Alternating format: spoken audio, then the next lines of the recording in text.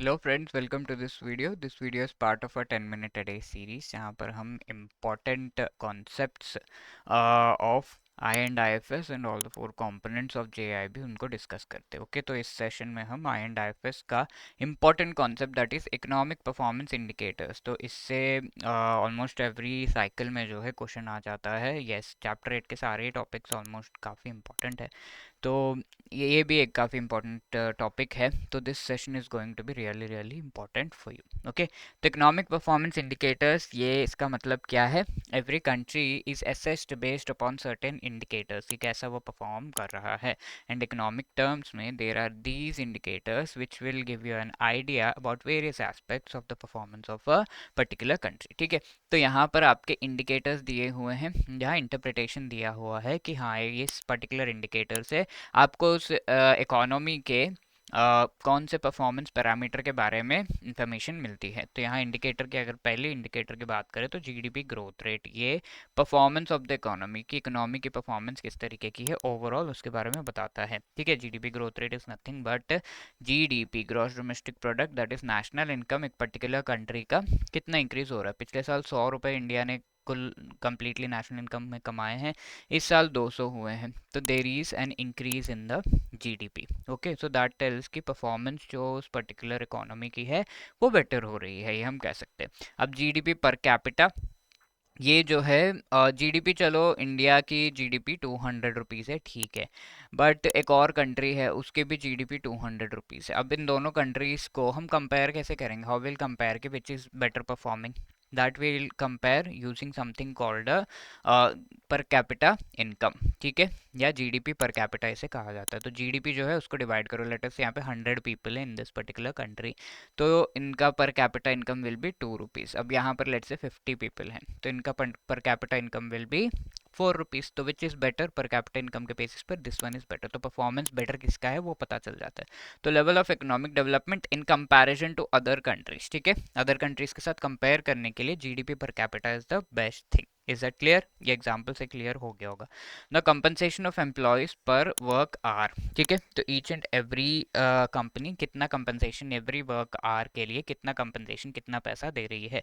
So that is what is the indication of the labour cost on an average. Let us say each person in a particular field, medical field, let say उनको on an average 1000 rupees per hour के basis पर मिल रहे हैं पैसे। तो that particular thing can be called as the labour cost in the field of medical. ठीक है, अब नेक्स्ट है there are other indicators like compensation of employees per gross value added. Gross value added is again a kind of national income only. ठीक है, gross value added पूरा सारे जो commodities in a particular economy, उसको अगर आप add करोगे will be ultimately getting GDP only. Okay, gross value added से हम डिवाइड करें तो यहाँ पर क्या है? एम्प्लॉयज़ की कंपनसेशन, यानी कि कितना एम्प्लॉयज़ का इनकम हो रहा है टोटली इंडिया में। ठीक है, तो पूरे इनकम में से पूरे इनकम में देर आर एक्चुअली 4 एजेंट्स जिनका इनकम ऐड होकर हम कहते हैं कि जीडीपी या नेशनल इनकम या ग्रॉस वैल्यू एडेड का एग्रीगेट जो है पर्टिकुलर कंट्री में बनता है। तो what are those 4 agents? The first one is the people जो वहाँ पर है, हाउस होल्ड्स जिन्हें कहा जाता है, people like you and me who are working, these are households. Then there are companies या फर्म्स जिन्हें कहा जाता है, second one. Third one is the government entities, total government के जो इनकम है वो हो गया।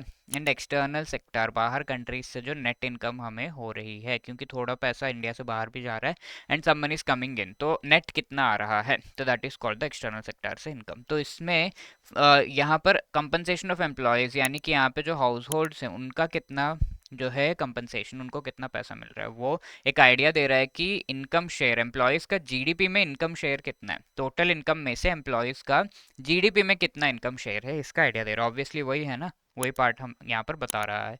Then operating surplus divided by gross value added. Operating surplus is something that is the income of mostly the firms के income को हम कहते हैं। तो income share of capital in GDP, capital यानी कि जितना फर्म्स ने खर्चा किया है, कितना इन्वेस्टमेंट किया है, उसके सामने कितना इनकम उन्हें मिल रहा है। Then gross fixed capital formation by GDP, ठीक है। तो फर्म्स ने जहां भी, मोस्टली पीपल जहां भी पैसे खर्च करते हैं, फॉर एग्जांपल एक इंडस्ट्री है, देयर फैक्ट्री में जो मशीन्स है उन्हें इंस्टॉल करने के लिए थोड़ा कैपिटल जो है पैसा खर्च किया गया है। तो इसमें हम कह सकते हैं कि ग्रॉस फिक्स्ड कैपिटल कितना प्रोड्यूस हो रहा है। तो gross means total fixed capital जो प्रोड्यूस हो रहा है, यानी कि यहाँ पर जो पूरा हम कह सकते हैं कैपिटल, जितना भी इन्वेस्टमेंट किया गया है उसके सामने what is going to happen, let's 100 rupees invest किया गया है and finally you are seeing that profit जो यहाँ से आ रहा है दैट इज 200 रुपीज। तो वी कैन से 100 रुपीज का यहाँ पर फिक्स्ड कैपिटल जनरेट हुआ है एंड उसका पूरा इंडिया में जितना भी हो रहा है उसको ऐड करेंगे तो that is called the gross fixed capital formation, ठीक है।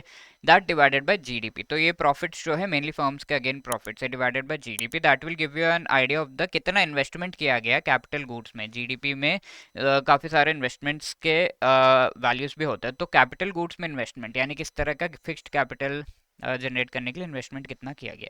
Then savings by GDP, saving rate very clear है, एक पर्टिकुलर कंट्री में नेशनल इनकम में सेविंग्स के वजह से कितना पैसा आया है।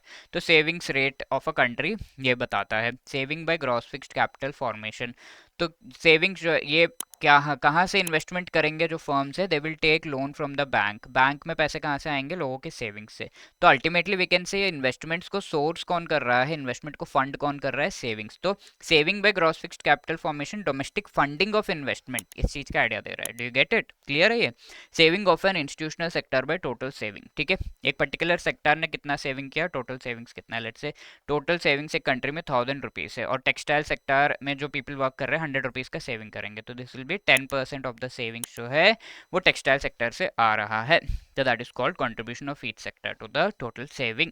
Saving of household by disposable income of the household, ठीक है। एक पर्टिकुलर हाउस होल्ड में लेट से 1000 रुपीज उनके पास आया, उसमें से 100 रुपीज टैक्स वगैरह देने में चला गया, 900 इज देयर डिस्पोजेबल इनकम इसे कहती है। तो इनकम है बट टैक्स में जो गया माइनस करके डिस्पोजेबल इनकम, अभी डिस्पोजेबल इनकम में से 90 रुपीज लेट से उन्होंने सेव कर लिया। तो द रेशियो 90/900 ये क्या बताएगा, हाउस होल्ड के सेविंग का रेट कितना है। So it is 10% household के सेविंग का rate, is that clear. So ये सारे performance indicators and interpretation match करने के लिए एग्जाम में आ जाता है। For example this is one question October में पूछा गया है, right. You can go through performance indicators क्या है एंड यहाँ पे डिस्क्रिप्शन दिया हुआ है, तो इनको मैच करके आपको देखना है कि which is the perfect match and please let me know the answer in the comment section.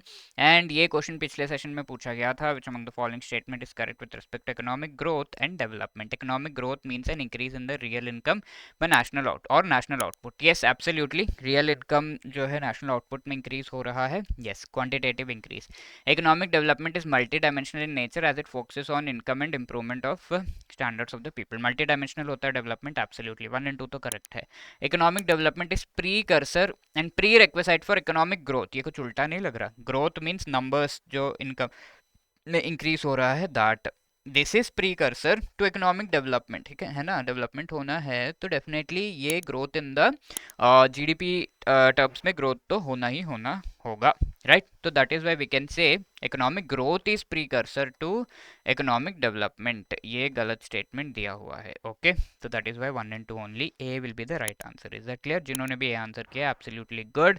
And if you want कि एक ही अटेम्प्ट में आपका JIB 25 में जो आप अटेम्प्ट दे रहे हो चारों पेपर क्लियर हो, and if you need guidance for that you can opt our master course, जहाँ पर चारों कंपोनेंट्स से related short concept classes 15-15 minutes की जो आप अपने ब्रेक टाइम कम्यूट टाइम को यूज़ करके देख सकते हैं, वो प्रोवाइड किया जा रहा है। Short notes each and every chapter के, MCQs, full length mock test of the entire syllabus as well as live classes before the exam. आपको रिवाइज कराने के लिए लाइव क्लासेस हम प्रोवाइड करें, लाइव आपको रिवाइज कराया जाएगा मोस्ट इंपॉर्टेंट टॉपिक्स का, ठीक है। तो this course is available and description में आपको इसका लिंक मिल जाएगा इस वीडियो के डिस्क्रिप्शन में। And if you are like कि इंडिविजुअल कोर्स चाहिए सर IIFS के लिए खाली चाहिए, तो you can opt for that also, वो इंडिविजुअल कोर्स भी अवेलेबल है। And if you are going for that, JIB75 is the code that you need to use to get 75% discount on these courses. इसके साथ साथ हमारा live crash course भी available है, it is running right now. तो उसमें आपको बस concept classes, short recorded videos नहीं मिलेंगे, बट हाँ लाइव आपको मोस्ट इंपॉर्टेंट टॉपिक्स पढ़ाए जा रहे हैं, उसके रिकॉर्डेड वीडियो ज़रूर मिल जाएंगे। And along with that notes, MCQs, ये सब तो प्रोवाइड किया ही जा रहा है। इसका भी लिंक डिस्क्रिप्शन में है। And if you avail now, JAB80 is the code that you need to use to get 80% discount on this. Okay, तो मेक इट क्विक। एंड यहाँ पर अगर आपके कोई भी doubts, you can always call us on this number, या you can drop a mail at hello@edutab.co.in। Wishing you all the best for your preparation. Thank you so much.